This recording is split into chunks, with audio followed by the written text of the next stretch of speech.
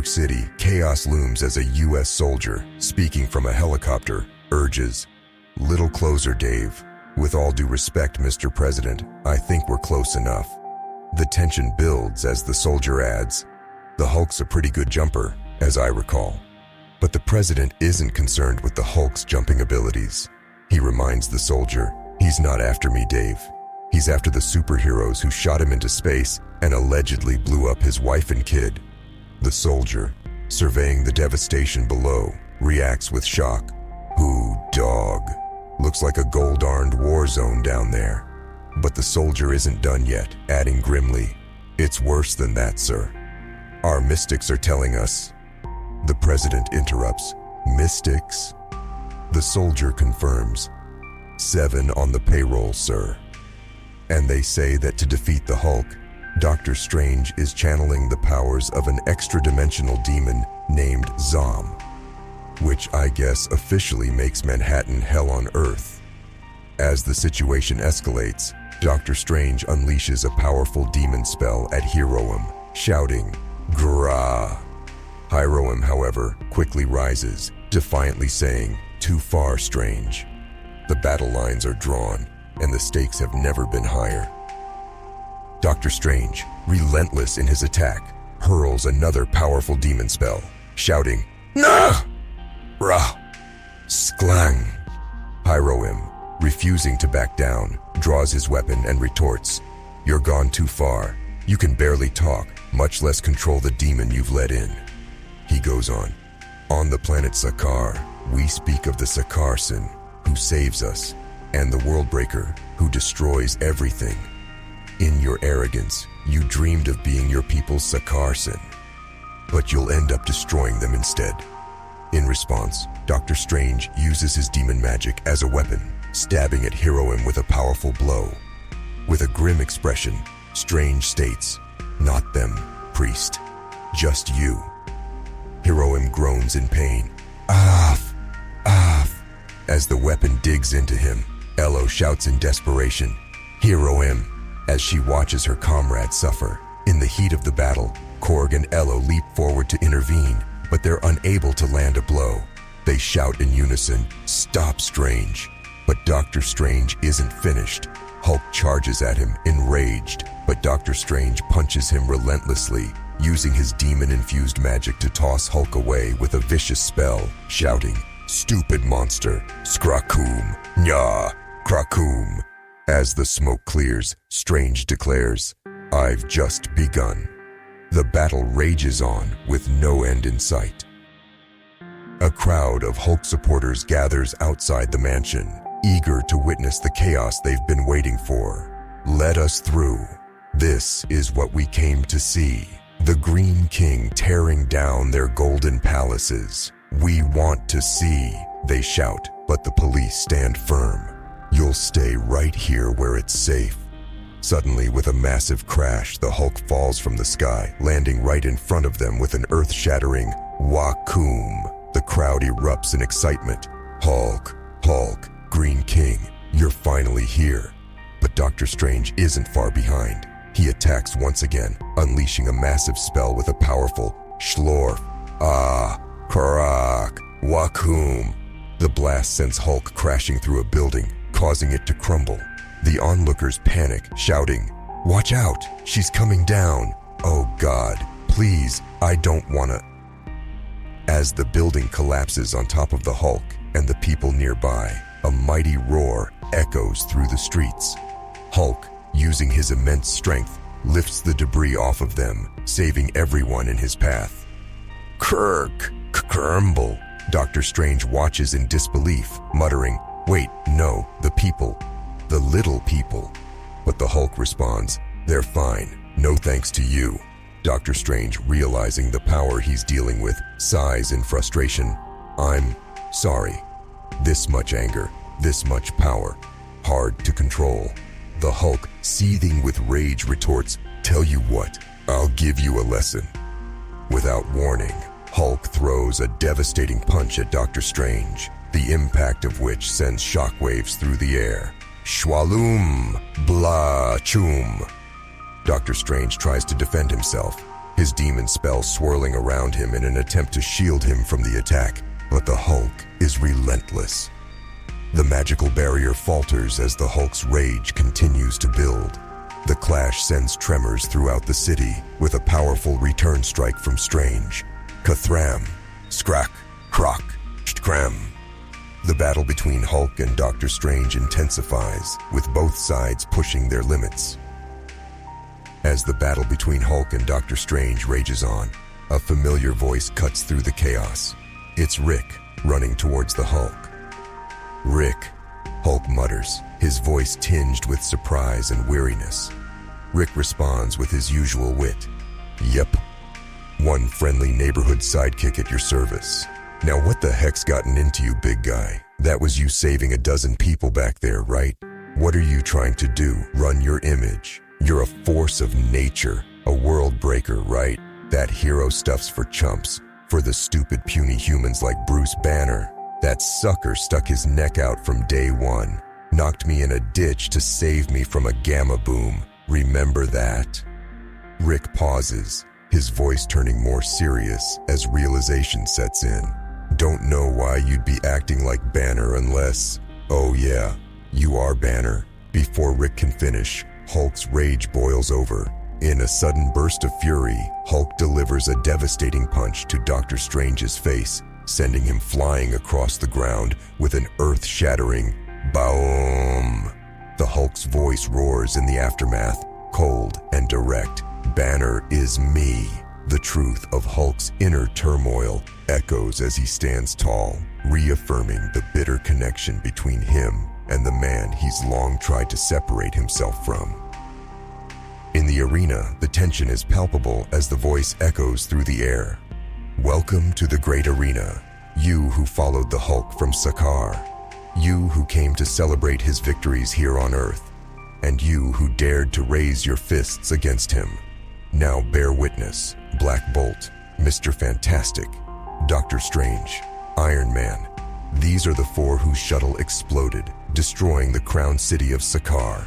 Reed Richards, aka Mr. Fantastic, shouts in protest, "We didn't plant any bomb. We'd never..." His words are cut short by the brutal effects of an obedience disc, leaving him in pain as he gasps, "Burst! Ah!" From the crowd, Korg's voice booms, "Enough with the obedience discs already."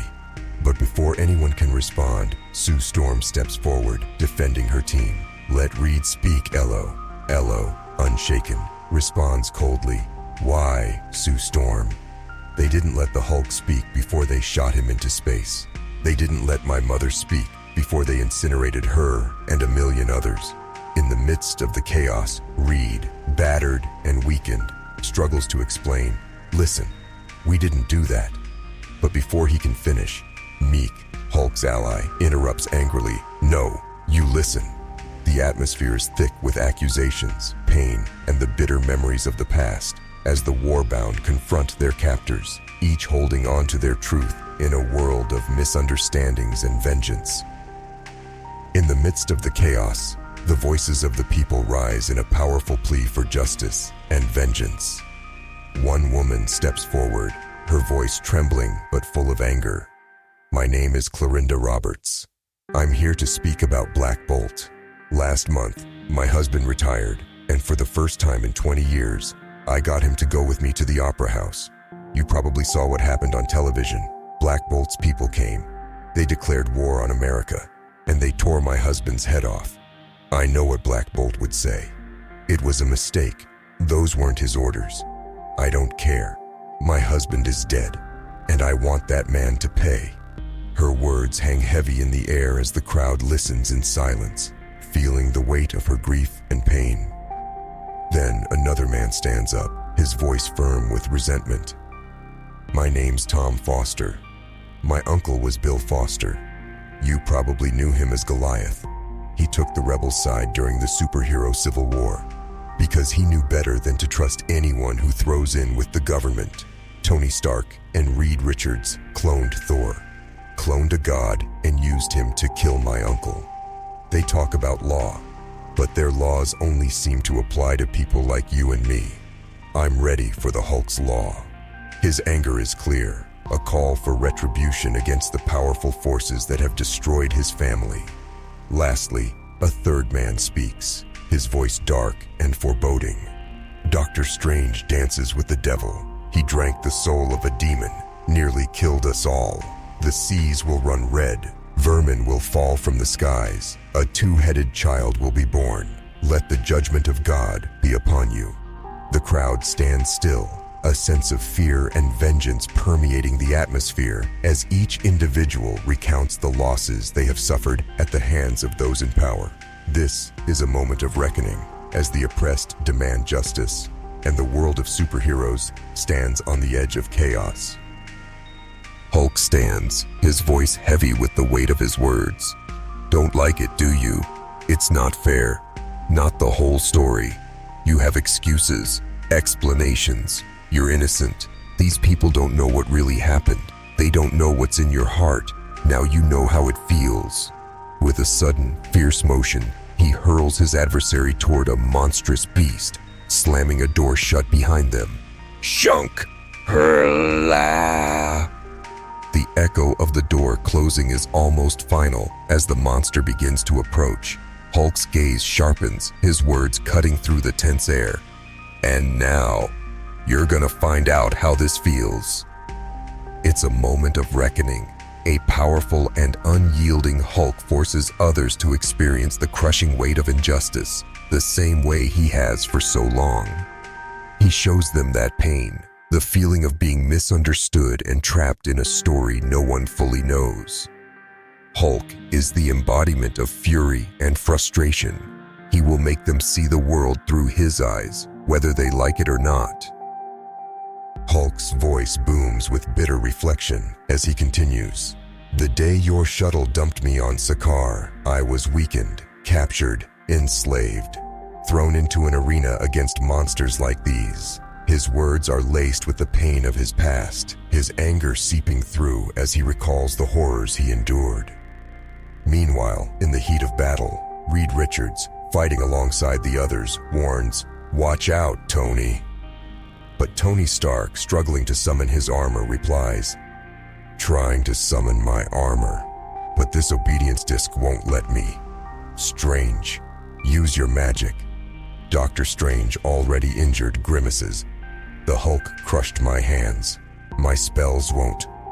His voice is strained, a testament to the toll the battle has taken on him. Suddenly, the monstrous beast grabs Doctor Strange with a terrifying roar. Gah! The team's survival is slipping, but Tony Stark refuses to back down. With quick thinking, he grabs a saber and strikes at the monster's hand, shouting, "Hold on, Steven!" With a sharp shunk, Tony cuts through the creature's grip, freeing Strange. The monster lets out a furious roar. Meow! But it's too late. The battle is won as the team, now united in purpose, kills the beast, their survival and strength intact for another round. In this brutal struggle, Hulk's past has come full circle, and he's made them feel the weight of what he suffered. The monster may have fallen, but the real fight, Hulk's inner battle, continues. As the monster falls, defeated, Hulk looks down at the group and growls, "Well done." His voice, though full of praise, carries a dark weight, reflecting the brutality of what he's endured. He continues, his tone turning more somber as he recounts his painful past. "On my second day on Sakaar, they took me to the Maw, a gladiatorial training school. They threw me into a pit with a bunch of other slaves, and they told us to kill each other." The memory fuels his fury as he opens a nearby weapon cabinet with a sharp clang, the sound echoing through the air. The tension is palpable. Ello, standing with resolve, commands, "Choose your weapons." Reed, standing firm despite the pressure, responds defiantly, "Never." But Ello, unmoved by Reed's resistance, shoots back coldly, "Do it, slave." Hulk's past is not just a story. It's a nightmare that he now forces others to witness. Hiroim steps forward, his voice heavy with resignation as he says, "It's no use. In the great arena of Sakaar, Not even the Silver Surfer could fight his obedience disc. The weight of his words hangs in the air, knowing that the power of control over them is too great to escape.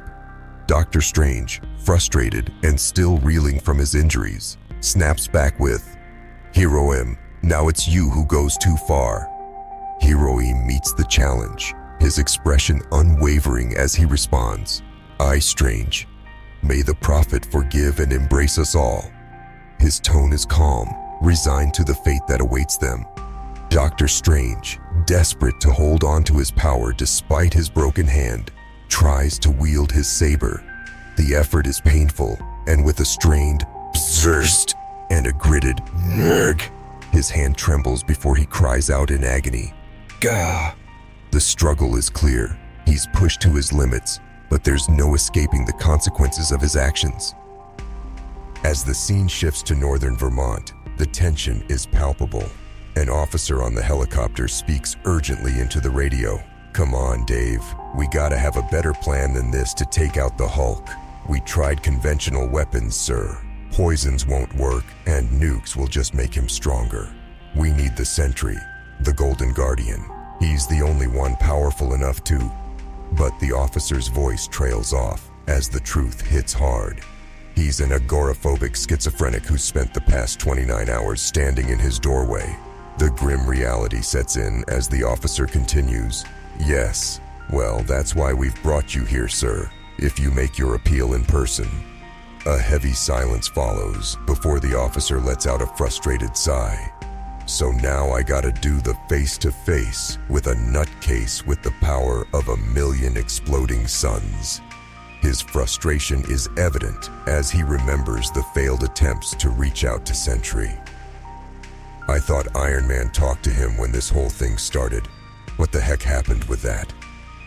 The response is as baffling as it is unsettling. "Believe me, sir, we all wish we knew the answer to that one." Meanwhile, in Sentry's house, he sits in silence, eyes closed, lost in his thoughts. The past comes rushing back as he recalls a conversation with Tony Stark. Tony's voice echoes in his mind. "What are you scared of, Robert?" Sentry, deeply troubled by his own limitations, responds with fear. "It's the agoraphobia. Some days it's...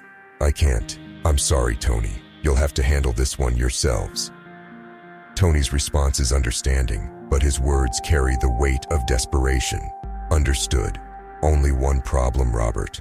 Without you, we'll lose." He presses on, laying out the stakes. "I've analyzed the battleground on the moon. Black Bolt knocked a divot of moon rock the size of Rhode Island into space, and the Hulk survived. He's never been this angry. But you already know that, don't you, Robert?" Sentry's anxiety mounts as he considers the consequences. Against an opponent this powerful, the amount of energy I'd have to expend if I lost control for even a millisecond. Tony, recognizing the fear but pushing forward, says softly, "It scares me too, Robert.